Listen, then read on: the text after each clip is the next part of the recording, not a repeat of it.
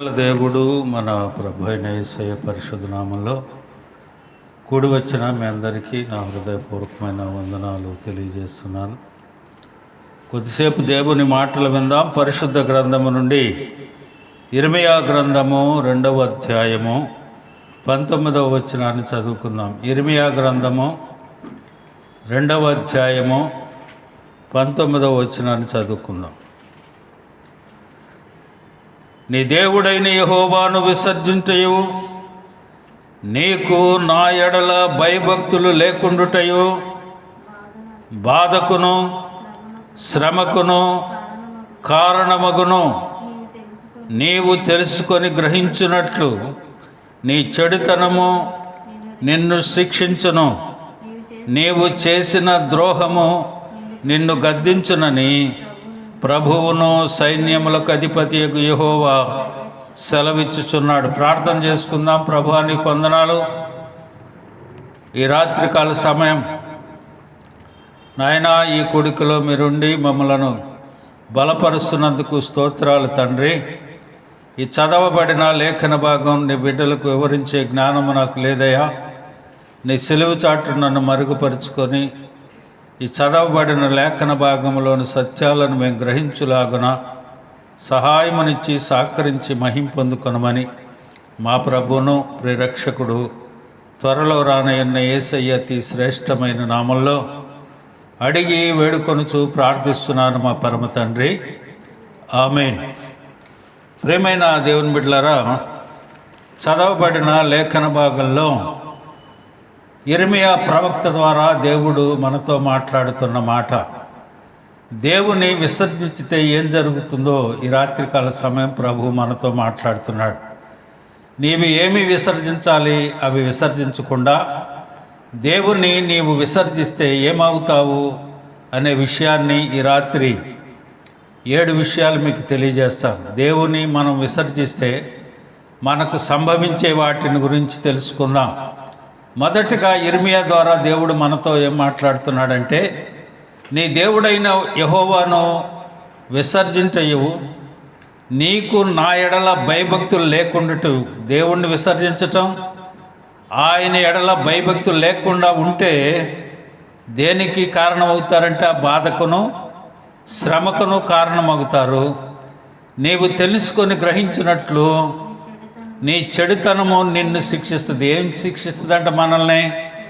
దేవుణ్ణి విసర్జిస్తే, ఆయన యందు భయభక్తులు లేకపోతే శ్రమకును బాధకు కారణమవుతుంది. అలాగనే నీ చెడుతనము నిన్ను శిక్షిస్తుంది, నీవు చేసిన ద్రోహము నిన్ను గద్దిస్తుందనని ప్రభువును సైన్యములకు అధిపతి యెహోవా సెలవిచ్చుచున్నాడు. ఎన్ని విషయాలు దేవుని నువ్వు విసర్జిస్తే నీకు సంభవించే వాటిని గురించి దేవుడు చెబుతున్నాడు. నీకు బాధ వస్తుంది, శ్రమ వస్తుంది, నీ చెడుతనము నిన్ను శిక్షిస్తుంది, నీ ద్రోహము నిన్ను గద్దిస్తుంది.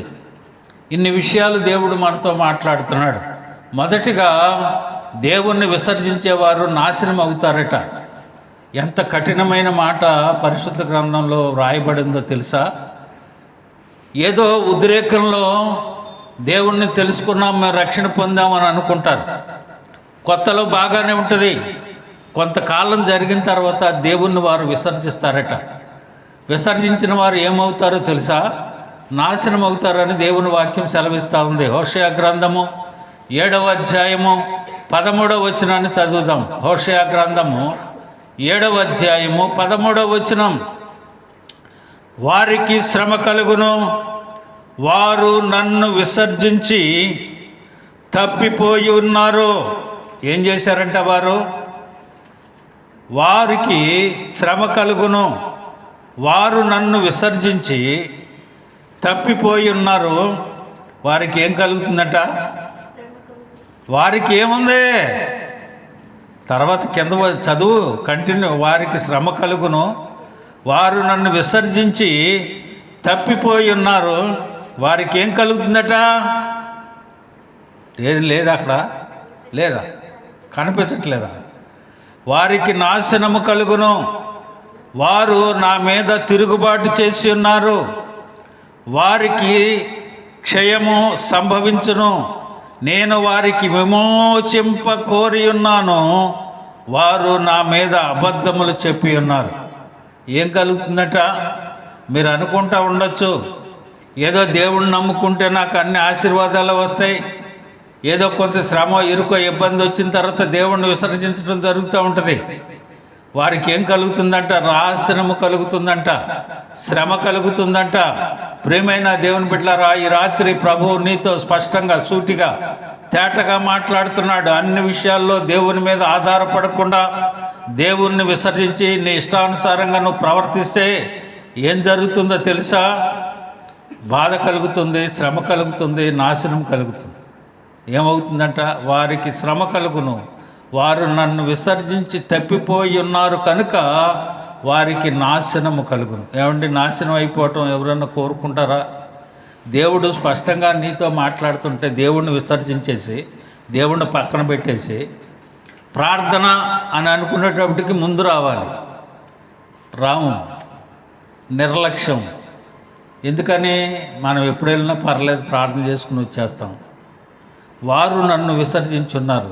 దీనికంటే వారి మీద పనులకు ఎక్కువ ప్రాధాన్యత ఇస్తారు, వారు చేసుకునే కార్యాలకు ప్రాధాన్యత ఇస్తారు, వారు చేసుకునే వంటకు ప్రాధాన్యత ఇస్తారు, వారు చేసుకునే ఇతర కార్యాలకు ప్రాధాన్యతనిస్తారు, కానీ ప్రభువుకు మాత్రం ఇస్తారు. ప్రభువుని తీసి పక్కన పెడతారు. వారికి గుర్తొచ్చేది ఎప్పుడంటే, ఎప్పుడన్నా ఆరాధన జరుగుతుంది అని అనుకుంటే అప్పుడు దులిపి దాన్ని తీసుకొని బయలుదేరి కాసేపు 2 మాటలుండి ప్రార్థన చేయించుకొని వెళ్తారు. దేవుని వాక్యం అంటా ఉంది కదా, నన్ను వారు విసర్జించారు కనుక వారికి నాశనం కలుగుతుంది. ఈ మాటలో నా సొంతంగా నేను చెప్పట్లే, ప్రభువే సూటిగా మాట్లాడుతున్నాడు. రెండవది ఏం చేస్తాడో, నిర్మూలం అయిపోతారట. చూడండి, జెఫన్యా గ్రంథము 1వ అధ్యాయం 6వ వచనం. యెహోవాను అనుసరింపక ఆయనను విసర్జించి ఆయన యొద్ద విచారణ చేయని వారిని నేను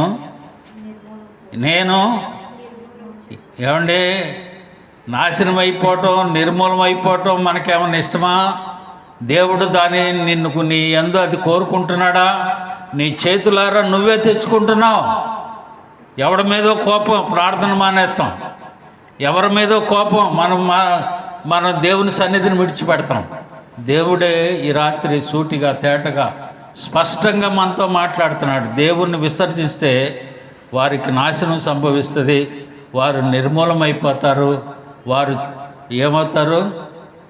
బాధ కలుగుతుంది, శ్రమ కలుగుతుంది.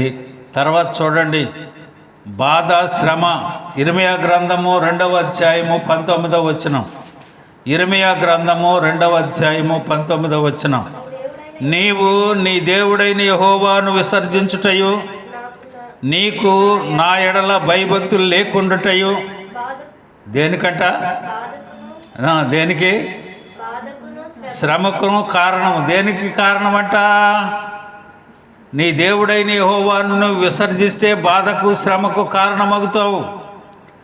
నీవు తెలుసుకొని గ్రహించుకొనుటను నీ చెడుతనము నిన్ను శిక్షించునని, నీవు చేసిన ద్రోహము నిన్ను గద్దించునని ప్రభువును సైన్యములకు అధిపతి యెహోవా సెలవిచ్చుచున్నాడు. ఎవరు మాట్లాడుతున్నారు ఈ మాటలో? ఎవరు మాట్లాడుతున్నారో? దేవుడే మాట్లాడుతున్నాడు. చాలా జాగ్రత్తగా ఉండండి. నీవు మానవునితో తలబట్ల, దేవునితో తలబడుతున్నావు. మానవుడైతే కొన్ని మాటలు మాట్లాడో తిట్టో వేసి వెళ్ళిపోతాడు. కానీ దేవుని సన్నిధికి వచ్చిన తర్వాత, దేవుని నమ్ముకున్న తర్వాత నీ ఇష్టానుసారంగా నువ్వు ప్రవర్తించి దేవుణ్ణి విసర్జిస్తే కలిగే విషయాలను ఈరోజు దేవుడు మనతో మాట్లాడుతున్నాడు. ఏదో మనం బాప్తిసం తీసేసుకున్నాంలే, మన పాపాలను క్షమించబడ్డాంలే, దేవుని ఆత్మను మనం పొందుకున్నాంలే, మనం చక్కగా దేవుని సన్నిధికి ప్రవచనాలు చెప్తున్నాంలే అని అనుకుంటానికి వీల్లేదు. దేవుని విసర్జించితే జరిగే కారణాలు, జరిగే పరిణామాలు ఈ రాత్రి దేవుడు సూటిగా తేటగా మాట్లాడుతున్నాడు. ఏమంటున్నాడు? దేవుని విసర్జిస్తే నాశనం అవుతావు, దేవుని విసర్జిస్తే నిర్మూలం అవుతావు, దేవుని విసర్జిస్తే బాధ, శ్రమలు కలుగుతాయి. తర్వాత ఆపదలు విస్తరిస్తాయంట. చూడండి, ఆపదలు విస్తరిస్తాయంట. 32 ద్వితీయోపదేశకాండం 18-23 వచనాలు. 18-23, 32-18-23. నిన్ను పుట్టించిన ఆశ్రయ దుర్గమును విసర్జించితివి, నిన్ను కనిన దేవునిని మరచితివి. వారికి ఆపదలు విస్తరింపజేసేదను, వారి మీద నా బాణములన్నిటినీ వేసేదను. దేవుని విసర్జిస్తే ఏం జరుగుతుందంట? ఆపదలు విస్తరిస్తాయంట. తర్వాత ఎప్పుడొచ్చి దేవుని సన్నిధికి వస్తాను తెలిసినప్పుడు, మనకు ఆపదలు వచ్చినాక ప్రార్థన చేస్తానికి వస్తాం, అక్కడ పాట పాడతాను. ఆపదలు నన్ను వెన్నంటి ఉన్నప్పుడు పాడతాం, వచ్చి పాటలు ముందు పాడం. ఆపదలు వచ్చినప్పుడు కంటే దేవుని సన్నిధిని విసర్జించకుండా నీ దేని సన్నిధిలో ఉంటే ఆపదలు నీకు ఎందుకు వస్తాయి? దేవుని వాక్యం అంటుంది, వారు నిన్ను పుట్టించిన ఆశ్రయదుర్గమును విసర్జించారు కనుక దేవుడు వారికి ఆపదలు విస్తరింపజేస్తాడట. తర్వాత చూడండి 5, శాపగ్రస్తులు అవుతారట. యెషయా గ్రంథము 24వ అధ్యాయం 16వ వచనం. శాపగ్రస్తులు అవుతారు. ఎంత కఠినమైన మాటలో! ఈ రాత్రి దేవుని సన్నిధిలో నువ్వు మోకరించి ప్రార్థించాలి. ప్రభా, నిన్ను ఏ విషయంలో నేను విసర్జించాను? చూడండి, శాపగ్రస్తులు అవుతారు. యెషయా గ్రంథం 24:16. అందుకు ప్రజలు యెహోవాను విసర్జించి ఇతర దేవతలను సేవించిన యెడల ఏమవుతారట? మేము శాపగ్రస్తుల మగుదము. ఏమవుతారంట వాళ్ళు? శాపగ్రస్తులు అవుతారట. శాపగ్రస్తులు అవటం మీకు ఇష్టమా? మనకి ఇష్టమండి? ఎవరికన్నా ఇష్టమా? దేవుని సన్నిధిలో దేవుడు మనకిచ్చే శాపాలను పొందుకోవటం మనకి ఇష్టమా చెప్పండి? దేవుని సన్నిధికి వచ్చిన తర్వాత ఒక తీర్మానంతో బాప్తిసం తీసుకుని రక్షణానుభవంలో కొనసాగే నీవు ఎలాగుని దేవుని విసర్జిస్తావు? నిర్లక్ష్య స్వభావం అండి.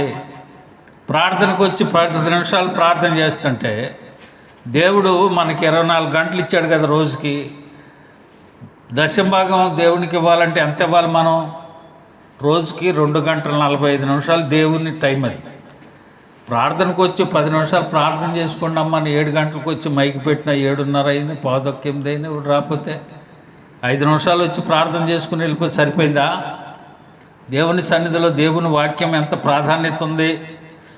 దేవుని సన్నిధిలో మనం ప్రార్థించుకొని ఏ రీతిగా దేవుని మనం ఏమన్నా విసర్జించి శాపాన్ని తెచ్చుకున్నామేమో, నాశనాన్ని తెచ్చుకున్నామేమో, నిర్మూలన తెచ్చుకున్నామేమో, శ్రమను బాధను తెచ్చుకుంటున్నామేమో, ఆపదలు దేవుడు మనకి విస్తరింపజేస్తున్నాడేమో. ఎందుకు మనకు ఆపద వచ్చింది? ఆయన ఏమన్నా మనం విసర్జించామేమో. చాలా విషయాలలో దేవుణ్ణి విసర్జిస్తూ ఉంటారు. అందుకనే దేవుడు వాటిని సూటిగా తేటగా స్పష్టంగా ఈ రాత్రి మనతో మాట్లాడుతున్నాడు. తర్వాత 6వది కీడును పంపిస్తాడంట. చూడండి, యెహోషువ గ్రంథం 24వ అధ్యాయము 20వ వచనం. యెహోషువ గ్రంథము, మీరు యెహోవాను విసర్జించి అన్య దేవతలను సేవించిన యెడల ఆయన మీకు మేలు చేయువాడైనను మనస్సు త్రిప్పుకొని మీకు కీడు చేసి మిమ్మల్ని క్షీణింపజేయునుగాక. ఏంటంట? ఏం చేస్తాడట? మీకు కీడు చేసి మిమ్మను క్షీణింపజేస్తాడట. ఇవన్నీ దేవుని వాక్యములో నుంచే మాట్లాడుతున్నాడు దేవుడు. ఆయన్ని విసర్జిస్తే ఏ రకంగా మనం విసర్జిస్తూ ఉన్నాం? దేవుని సన్నిధికి వస్తామని మనం తీర్మానం చేసుకున్న తర్వాత ఎట్టి పరిస్థితుల్లోనూ ఎట్టి ఆటంకంలోనూ దేవుని సన్నిధిని విడిచిపెట్టడానికి వీల్లేదు. దేవుణ్ణి విసర్జించడానికి వీల్లేదు. దేవుని సన్నిధిని విసర్జించడానికి వీల్లేదు. ఇప్పుడు నేను చెప్పిన కీడులన్నీ విసర్జించినోడికి వస్తాయి. అప్పుడు వచ్చి తల కొట్టుకున్న ఆపదలు నన్ను పాడితే కుదరదు. తర్వాత చూడండి, దేవునికి కోపం వస్తుందంట. చూడండి, న్యాయాధిపతుల గ్రంథము 2వ అధ్యాయము 11-12 వచనాలు. న్యాయాధిపతుల గ్రంథం, ఇశ్రాయేలీయులు యెహోవా కన్నులెదుట కీడు చేసి ఐగుప్తులో నుండి వారిని రక్షించిన తమ పితరుల దేవుడైన యెహోవాను విసర్జించి బయలు దేవతలను పూజించి తమ చుట్టూ నుండి జనుల దేవతలలో ఇతర దేవతలను అనుసరించి వాటికి నమస్కరించి యెహోవాకు ఏం చేశారు? వీళ్ళు చేసింది ఏంటి తెలుసా? ఇశ్రాయేలీయుల్ని దేవుడు 430 సంవత్సరాలు బానిసత్వ జీవితాన్ని నుండి విడిపించి తీసుకుని వస్తే వీళ్ళు నిజదేవుణ్ణి విడిచి ఇతర దేవతలను పూజించడం మొదలుపెట్టారు. దేవునికి కోపం వచ్చింది. కోపం వస్తే ఏమవుద్ది? దేవుని కోపానికి మనం తట్టుకోగలమా? నిలబడగలగమా? జీవించగలగమా? లేదు. ప్రియమైన దేవుని బిడ్డలారా, దేవుణ్ణి విసర్జించితే ఎన్ని విషయాలు చెప్పాను మీకు? 7 విషయాలు చెప్పా. ఒకటి, ఏమవుతాం? నాశనం అయిపోతాం. రెండవది, నిర్మూలం అవుతాం. మూడవది, బాధ శ్రమ పొందుకుంటాం. నాలుగవది, ఆపదలు విస్తరిస్తాయి. ఐదవది, శాపగ్రస్తులు అవుతాం. ఆరవది, కీడు విస్తరిస్తారు దేవునికి. ఏడవది, కోపం వస్తుంది. అయితే దేటిని మనం విసర్జించితే దేవుడు సమాధానంగా మనతో ఉంటాడు చెప్పండి? 7 విషయాలు చెప్పాం కదా. కొన్ని విషయాలు చెప్పి దేవుని వాక్యాన్ని ముగిస్తాను. మొదటిగా నువ్వు విసర్జించవలసింది శరీర ఆశలను. శరీరాశ, నేత్రాశ, జీవపడంబం మానవుని పతనానికి కారణమయ్యే. దేవుడు వాటి నుంచి తప్పించడానికి ఆ మరణాన్ని ఆజ్ఞాతిక్రమమై పాపం వలన వచ్చి జీతం మరణమై, మరణాన్ని నుంచి తప్పించడానికి దేవుని వశమై, ఆ మరణం నుంచి మానవుని రక్షించడానికి యేసయ్యని లోకానికి దేవుడు పంపించాడు. చూడండి, న్యాయాధిపతుల కన్నా కాదు 1 పేతురు 2:11. 1 పేతురు 2:11. ప్రియులారా, మీరు పరదేశులను యాత్రికులైన ఉన్నారు కనుక ఆత్మకు విరోధముగా పోరాడు శరీర ఆశలను విసర్జించుడి. ఆత్మకు విరోధముగా పోరాడేది ఏంటి చెప్పండి? చదివంగా ఇప్పుడు శరీర ఆశలను. ఆత్మకు విరోధంగా ఈ శరీర ఆశ విసర్జించకపోతే ఆత్మకు విరోధంగా ఉన్నట్టు లెక్క. చూడండి, చాలామంది దేవుని సన్నిధికి వస్తాం, చక్కని మంచి కాస్ట్లీ డ్రెస్సులు వేసుకొస్తారు. చక్కని కాస్ట్లీ డ్రెస్సులు, మెడ నిండా నగలు, తల నిండా పూలు. ఏమండి, పెట్టుకోవద్దని కాదు, కానీ దేవుని సన్నిధికి వచ్చేటప్పుడు చాలా జాగ్రత్తగా మనం రావాలి, నమ్రతగా ఉండాలి. దేవునికి మనం వారిని చూడగానే భక్తి కలిగిన స్త్రీల వలె, భక్తి కలిగిన వ్యక్తుల వలె ఉండాలి.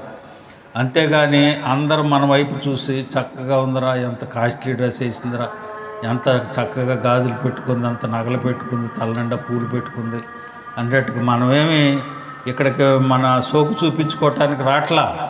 దేవుని సన్నిధికి చాలా జాగ్రత్తగా రావాలి.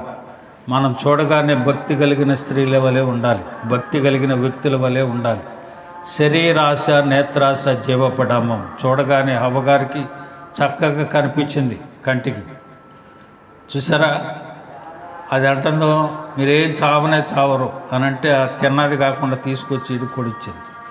శరీరాశ, నేత్రాశ, జీవపడంబం చాలా ప్రమాదకరమైనవి. మొట్టమొదటిగా నీవు విసర్జించవలసింది శరీరాశను. శరీరం మీద ఏం చేస్తాం చెప్పండి? మనం ఏం చేస్తాం శరీరం మీద? చక్కని మంచి కాస్ట్లీ డ్రెస్సులు వేసుకుంటాం, చక్కగా అలంకరించుకుంటాం. దేవుని వాక్యం అంటా ఉంది, స్త్రీలకు తగినట్టుగానే ఉండాలి, కానీ విలువ గల వస్త్రములతోనైనను, ముత్యములతోనైనను, ఆభరణముతోనైనను అలంకరించుకున్నటకు తగదు అని అంటాడు పేతురు గారు. ప్రియమైన దేవుని బిడ్డలారా, బైబిల్ మనం నేర్చుకోవాలి. దేవుని సన్నిధికి మనం ఎలాగ రావాలో అలాగనే రావాలి, అంతేకాని మన ఇష్టానుసారంగా రావటానికి వీల్లేదు. అయితే దేవుడు ఏమంటున్నాడు? నీవు నన్ను విసర్జించావు. ఎందుకు, ఎలా విసర్జించావు? నేను చెప్పిన మాటలను విసర్జించి నీ ఇష్టానుసారంగా ప్రవర్తించావు కాబట్టి ఇప్పుడు నేను చెప్పిన వాటినన్నిటినీ అనుభవించడానికి అర్హత ఉంటుంది. అదే దేవుని వాక్యాన్ని నువ్వు అనుసరించి నడిస్తే దేవునికి కోపం రేపకుండా నీకు కావలసిన వాటిని ఇవ్వటానికి దేవుడు సంసిద్ధుడై ఉంటాడు. మొదటిగా మనం దేన్ని విసర్జించాలి? శరీరాశని. అది గుర్తుపెట్టుకోండి. రెండవది చూడండి, దురాశలను. తీతు పత్రిక 2వ అధ్యాయము 12వ వచనం. తీతు పత్రిక 2వ అధ్యాయం 12వ వచనం. ఇవి అండర్లైన్ చేసుకొని చదువుకోవాలి మీరు. తీతు పత్రిక 2వ అధ్యాయం 12వ వచనం. మనము భక్తిహీనతను, ఇహలోక సంబంధమైన దురాశ అనేది దేహ సంబంధమైందంట, ఇహలోక సంబంధం, అది దేవుని సంబంధమైనది కాదు. దురాశ దుఃఖమునకు చేయటం దేవుని దురాశ ఏముంది? లోకనానుడు ఏముంది? దురాశ దుఃఖమునకు చేటు. అయితే దేవుని వాక్యం ఏమంటే, దురాశ గర్భము ధరించి పాపమును కనగా పాపము పరిపక్వమై మరణాన్ని కంటదట. ప్రియమైన దేవుని బిడ్డలారా, దురాశను విసర్జించమని దేవుని వాక్యం అంటా ఉంది. మొదటిగా శరీరాశను విసర్జించు. రెండవది దురాశ. దురాశ అంటే ఆశకు మించి దురాశ అంటారు దాన్ని. మనకు తగినంత దాని మీద ఆశపడాలి, కానీ మనకు తగని దాని మీద మనం ఆశపడకూడదు. అది దురాశ ఉంది. కనుక దేన్ని విసర్జించాలి నీవు? దురాశను. మొదటిగా శరీరాశను, రెండవది దురాశను, మూడవది ముసలమ్మ ముచ్చట్లను. చూడండి 1 తిమోతి 4:7. 1 తిమోతి 4:7 త్వర తీయాలి. అపవిత్రమైన ముచ్చట్లు ఏంటంట? కాదా, మీరు చూడండి. ముసలమ్మ ముచ్చట్లు ఏమైనాయి అంటే అవి అపవిత్రమైంది కదా. ఇదే సోది మాట్లాడుకుంటుంటారంటారు చూసావా? ముసలమ్మ ముచ్చట్లు పెట్టుకొని నలుగురు కూర్చొని దేవుని మాటలు వదిలేసి ముచ్చట్లు పెట్టుకుంటారే, అది ఏమంటుంది? అది అపవిత్రమైనవి అని అంటుంది. దేవుని వాక్యమే అంటుంది, నేనే నా సొంత మాటలు చెప్పట్లా. అపవిత్రమైన ముసలమ్మ ముచ్చట్లను విసర్జించి దైవ భక్తి విషయంలో నీకు నీవే సాధకము చేసుకొనుము. దైవ భక్తి విషయంలో ప్రియమైన దేవుని బిడ్డలారా, ఎక్కడైతే దేవుని బిడ్డలు కూర్చొని ఉన్నారో దైవ భక్తి విషయంలో నీకు మీరే సాధకం చేసుకోవాలి. అక్క ఇగో దేవుని సన్నిధిలో ప్రార్థించలేకపోతున్నాను అక్క, ఏం చేయమంటావు? ప్రార్థన చేద్దాం. లేదా మోకరిస్తే ప్రార్థన సాగట్లేదక్క, ఏం చేద్దాం? దేవుని సన్నిధిలో ప్రార్థించుకుందాం. ఒక వాక్యాన్ని చదువుకుందాం, దేవుని సన్నిధిలో ప్రార్థించుకుందాం. ప్రార్థన సహకారం ఆ బిడ్డకి అందించాలి. దేవుని సన్నిధిలో మోకరించి ప్రార్థించి ముసలమ్మ ముచ్చట్లను విసర్జించి ఆ భక్తి విషయంలో సాధకం చేసుకోవాలి. కూర్చున్న వాళ్ళందరూ ఆ సాధకం చేయరు, అది మనకు అవసరం లేదు. మనమే భక్తి పరుల్లాగా ఫీల్ అయిపోతుంటాం. కానీ దేవుని వాక్యము, దేవుని విసర్జించితే ఎన్ని జరుగుతాయో చెప్పాం. నీవు వీటిని విసర్జించగలిగితే దేవుని కోపం నీ మీదకు రాదు, నువ్వు నాశనం అయిపోవు, నిర్మూలమైపోవు, శ్రమ రాదు, బాధ రాదు, ఆపదలు రావు, కీడు రాదు, దేవునికి కోపం రాదు. నువ్వు మొదటగా దేవుణ్ణి వేడుకుంటూ శరీరాశలను విసర్జించి, దురాశలను విసర్జించి, ముసలమ్మ ముట్టలను విసర్జించి, 3 ధనాపేక్ష. చూడండి 1 తిమోతి పత్రిక 1 తిమోతి 6, 10, 11. 6వ అధ్యాయము 1 తిమోతి 6. దైవజనుడా, నీవైతే వీటిని విసర్జించి నీతిని ఏంటంట? దైవజనుడా, నీవైతే వీటిని విసర్జించి నీతిని, భక్తిని, విశ్వాసమును, ప్రేమను, ఓర్పును, సాత్వికమును సంపాదించుకోవాలి. దేన్ని సంపాదించుకోవాలంటే మనం ధనాపేక్షను విడిచిపెట్టి నీతిని, భక్తిని, విశ్వాసమును, ప్రేమను, ఓర్పును, సాత్వికమును సంపాదించుకోవాలి. కానీ మనం దాన్ని సంపాదించుకోం. ధనాపేక్ష కలిగిన వ్యక్తులై, ధనాపేక్ష సమస్త కీడులకు మూలమని దేవుని వాక్యం అంటా ఉంది. దేవుణ్ణి తెలుసుకున్న బిడ్డలు కూడా, దేవుణ్ణి ఎరిగిన బిడ్డలు కూడా ధనాపేక్ష కలిగిన వ్యక్తులై ఉంటా ఉన్నారు. అది సమస్త కీడులకు మూలం. దానిని విసర్జించమని దేవుని వాక్యం సెలవిస్తూ ఉంది.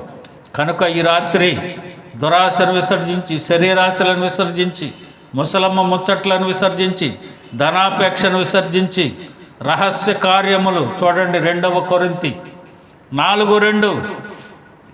2 కొరింథీ 4:2. అవమానకరమైన రహస్య కార్యములను విసర్జించి ఉన్నాం. దేన్ని విసర్జించాలి? రహస్య కార్యాలంటే మనం ఇక్కడికి వచ్చినప్పుడు చక్కగా భక్తిగానే ఉంటాం. మనం ఇంటికి వెళ్ళిన తర్వాత ఒంటరిగా ఉన్నప్పుడు మనం చేయవలసిన కార్యాలను చేసుకుంటుంటాం. అది అపవిత్రతకు సంబంధించింది అని దేవుని వాక్యం అంటా ఉంది. ఈ రాత్రి ఒంటరిగా ఉన్నా, ఏ పరిస్థితిలో మనం ఉన్నా, రహస్య కార్యములను విసర్జించే వారముగా మనం ఉండాలి. మనం ఇక్కడొకలాగా అక్కడొకలాగా ఉండటానికి వీల్లేదు. రహస్య కార్యములు మనం బాప్తిసం తీసుకునేటప్పుడు ప్రమాణం చేస్తాం దేవుని సన్నిధిలో, ఇక నుంచి నా దేవుణ్ణి నేను వెంబడిస్తా, ఏ కార్యము అపవిత్రమైన నేను చేయనని ప్రమాణం చేసి దేవుని సన్నిధిలో ఇక్కడికి వచ్చిన తర్వాత దేవుని సన్నిధిలో బాగానే ఉండి బయటికి వెళ్ళిన తర్వాత అపవిత్ర కార్యాలకు తావివ్వటానికి వీల్లేదు. వాటిని విసర్జించమని ఈ రాత్రి దేవుని వాక్యం మనల్ని హెచ్చరిస్తూ ఉంది. విసర్జించకపోతే ఏమవుతాం? నాశనం అవుతాం. విసర్జించకపోతే ఏమవుతాం? నిర్మూలం అవుతాం. బాధ శ్రమను తెచ్చుకుంటాం, ఆపదలు వస్తాయి, కీడులు వస్తాయి, శాపగ్రస్తులు అవుతాం, దేవుని కోపాన్ని రేపిన వారంగా మనం ఉంటాం.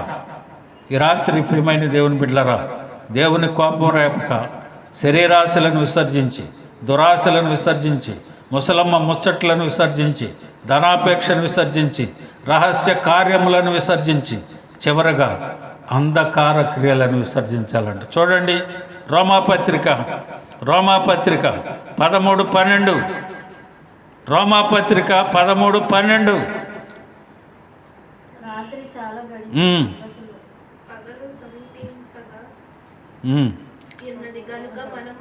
అంధకార క్రియలను దేన్ని విసర్జించాలి? రహస్య కార్యాలను విసర్జించాలి. అంధకార క్రియలంటే చీకటిలో చేసే పనులు, చీకటి అంటే సాతాను క్రియలు. వాటిని విసర్జించి తేజస్ సంబంధమైన, వెలుగు సంబంధమైన యుద్ధోపకరణములను మనం ధరించుకుందాం. హల్లెలూయా చెప్పండి అందరూ. హల్లెలూయా. ప్రియమైన దేవుని బిడ్డలారా, ఈ రాత్రి దేవుడు చూడలేదు అనుకుంటున్నావేమో. ఈ రాత్రి ఈ శుద్ధీకరణ శతపాటు కూడికలో దేవుని సన్నిధిలోనూ ఉన్నావు. వీటిని విసర్జించావో లేదో ఒక్కసారి నిన్ను నువ్వు పరీక్షించుకొని రేపు దేవుని యొక్క పరిశుద్ధ బలలో మనం పాల్గొవాలి. వీటిని విసర్జించకుండా దేవుని కోపం చూపించి నీవు నీ ఇష్టానుసారంగా బ్రతికితే దేవుడు చెప్పినట్లుగా వాటికి బానిస అవుతావు. చూడండి, మొదటగా దేన్ని విసర్జించాలి?